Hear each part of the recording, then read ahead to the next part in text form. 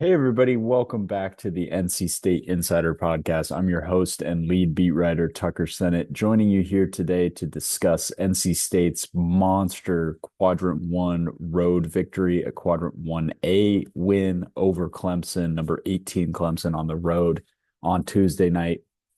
I was there in Little John Coliseum in Clemson, South Carolina, to take in this one for you all and really try to break things down for you in this podcast episode here. It was as grinding a game as I've seen NC State play all season, more so than the Kansas game, just a different feel to it because, NC State was really in control of this one for a lot of the game. And basically from the 11-ish minute mark of the first half to the last 3 minutes, NC State had the lead, and you could just feel that it was going to come down to them nursing this lead to the finish line. And it came down to a period where NC State could not hit shots from excuse me, from the field. And they had to find other ways to generate offense. And the way that NC State did that on Tuesday night was getting to the free throw line. They made 22 of their 25 free throws against Clemson, while Clemson missed 9 free throws. That's a huge difference in the game. And what makes it even more satisfying for this NC State team is that it happened one game after NC State had a total debacle from the free throw line against Georgia Tech. The Wolfpack was really, really struggling from the line in that game, shot 16 of 25, and that was a 4-point loss for NC State. So it all evens out at some point. As Will Wade said to me last night and all the other media members there, this team is really inconsistent. And last night was a prime example. And there's a long way to go in this season and a lot to figure out. But I think going into that game, people on the outside likely were worried after NC State lost to that Georgia Tech team the way it did, with just such little. I don't want to say effort, but just it just didn't bode well for the future of the season. But I think anybody who's watched this NC State team this season knows how quickly they can flip a switch. And Wade said on Monday that it was going to come down to execution against Clemson, and that his team, he felt, would show better attention to detail in Tuesday night's game against the Tigers. And in my opinion, that was very true. NC State was on top of things, did not turn the ball over a lot. That was a big difference in the game early. Clemson was really, really struggling to just operate offensively in general. A lot of these turnovers were forced, but didn't feel like they were necessary from Clemson. Like just silly passes going out of bounds, total dysfunction on the offensive end. It was a really impressive defensive showing for NC State, which might not show up, in the metrics, and I'll pull some of those up here in a sec, and I'll do a usual deep dive into that on another podcast episode later this week. But from a metric standpoint, it didn't help that much because Clemson still scored 76 points, and that's well above their average, and they shot the ball relatively well. But it was such a grind for both of these teams to get what they wanted offensively, and Wade was really pleased with the way that his team was able to get those looks. And to me, and I wrote about this, feel free to go check out the article on NC State on SI right now.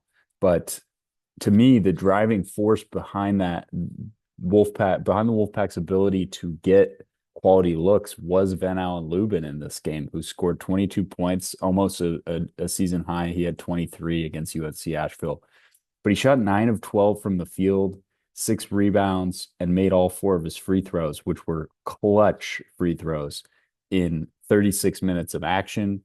He got some spells from Musa Sanya, who came in and did his best, but this was kind of the Ven show on Tuesday night, and Ven was phenomenal.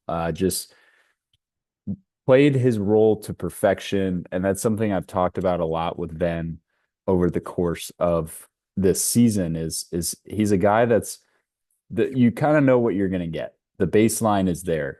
It's when he exceeds the baseline that this team can be really, really successful. And he doesn't exceed the baseline when he doesn't feel like he has to.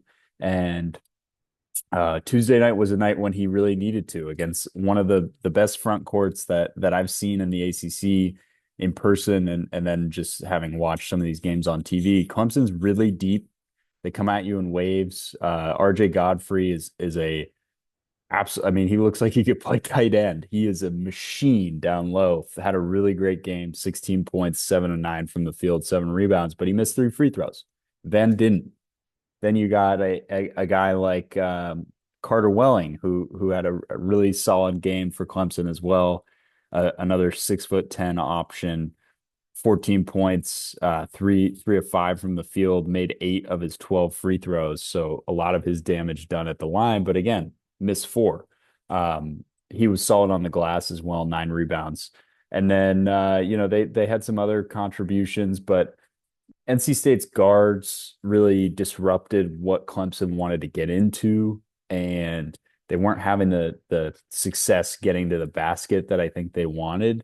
And that was a major, major factor in this one. Clemson missed 8 layups, NC State missed 10, so kind of balanced there. However, uh, um, it felt like Clemson's offense was grinding for way more of the game than for way longer in this one than NC State's offense was. And at the end of the day, it came down to the guy who NC State fans have been begging to show up in the clutch. And I know, the shooting numbers weren't great, but Darian Williams made the plays that he needed to in this one. He shot 5 of 17 in the game. Obviously not what they're looking for in that regard.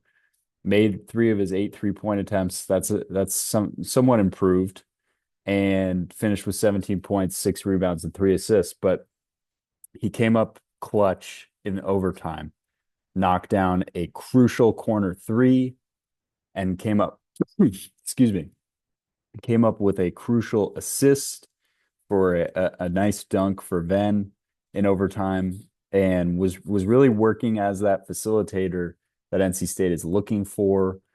His usage was up in terms of the usage that NC State wants. They want Quadir Copeland around that 25% mark, and they want Darian between 27 and 30% per game.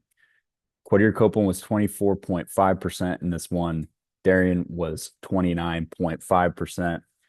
Copeland bucked the trend. He took 10 shots, although the 10th shot came in overtime. And NC State won the game.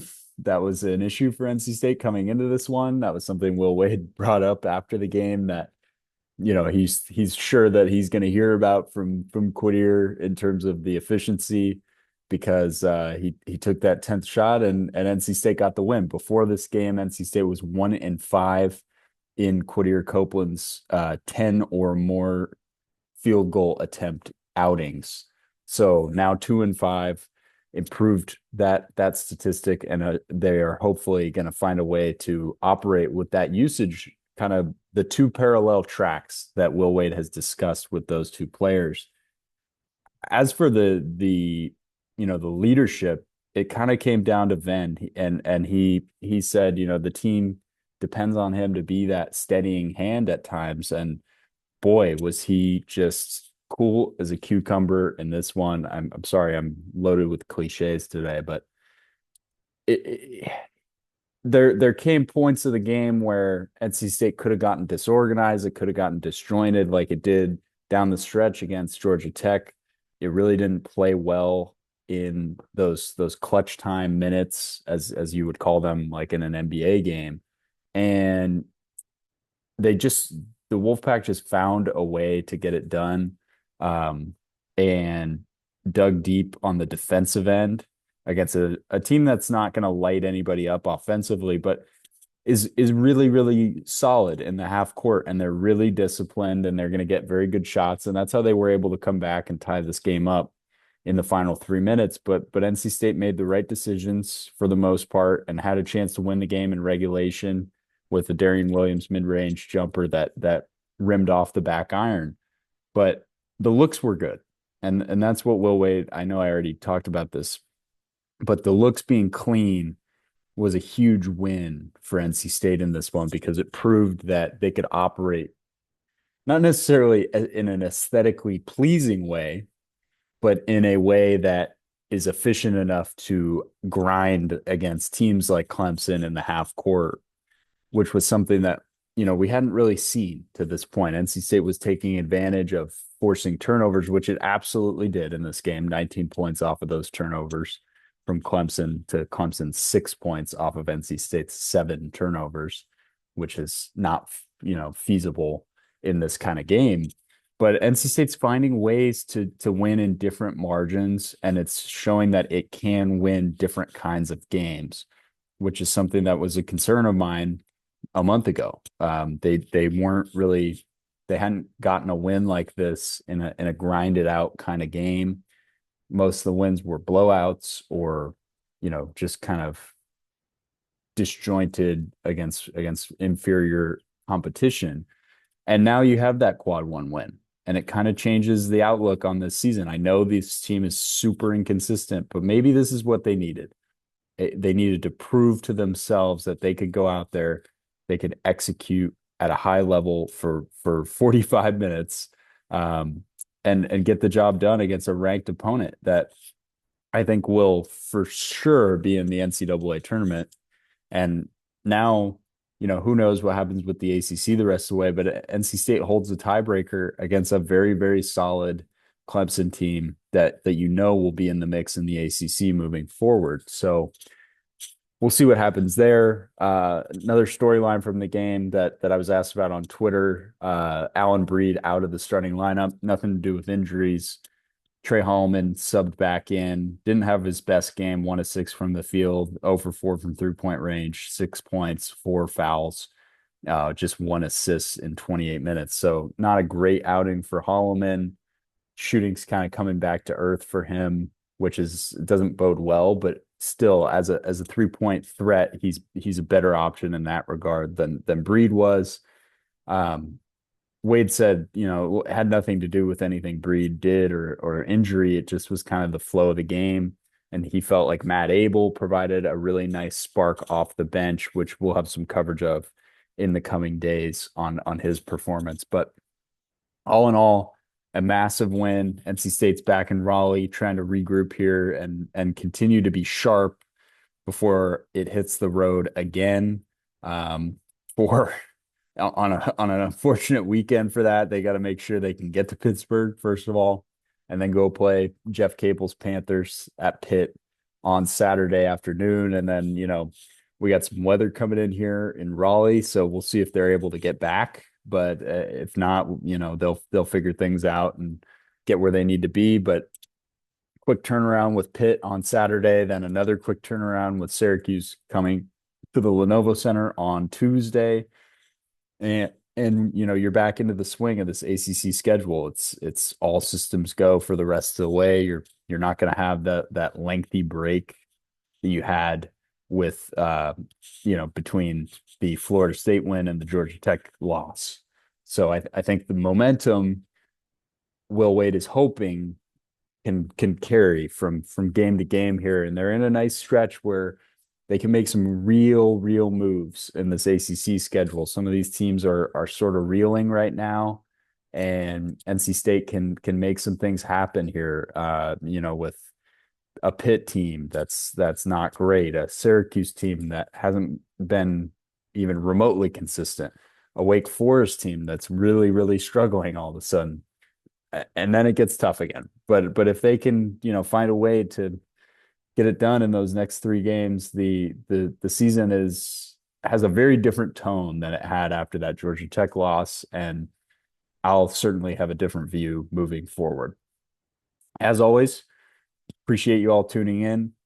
Keep it here for NC State men's basketball coverage. I'll do my best to keep you all as updated as possible and, give you all the stories that you want. Feel free to follow me on Twitter at Senate Tucker. Love getting engagement from you all on Twitter. It's fun to go back and forth and hear what your guys' thoughts on everything are. And of course, follow the website on Twitter at Wolfpack on SI for all of our stories posted. And subscribe to the sports videos on SI YouTube channel for more episodes of the podcast here. We will see you next time.